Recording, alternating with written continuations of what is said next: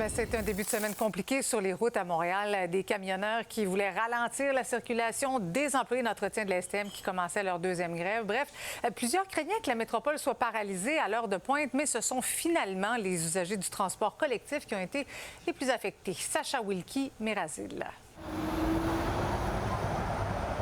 Il est présentement 6h28, on est sur le pont Champlain en direction de Montréal. Et il y a du trafic, mais il n'y a pas plus de trafic qu'à l'habitude. On n'entend pas de klaxon, on ne voit pas de mouvement de protestation des camionneurs. Et on voit quelques camions. Selon notre intervenant, qui est lui-même un ex-camionneur, l'impact limité s'explique par le fait qu'il y a un manque de consensus au sein des camionneurs. Il y a beaucoup de compagnies de transport qui n'étaient pas pour ça, des associations qui n'étaient pas pour ça, puis même nous autres, on n'était pas pour ça.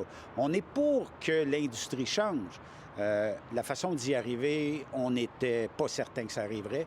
Toutefois, pour plusieurs membres de la STM, les déplacements étaient beaucoup plus compliqués ce matin. Dès 9h30, le système était en arrêt complet, ce qui a compliqué les déplacements pour les usagers du métro et de l'autobus dans la métropole. En raison de la grève de 2400 employés d'entretien qui sont à leur 105e rencontre de négociation. Parce qu'on vient de loin, là. Il faut qu'on vienne, parce que nos cours sont à 1h, mais la grève arrête, fait qu'on doit venir super tôt. C'est ça. C'est super, on va survivre, là, je pense.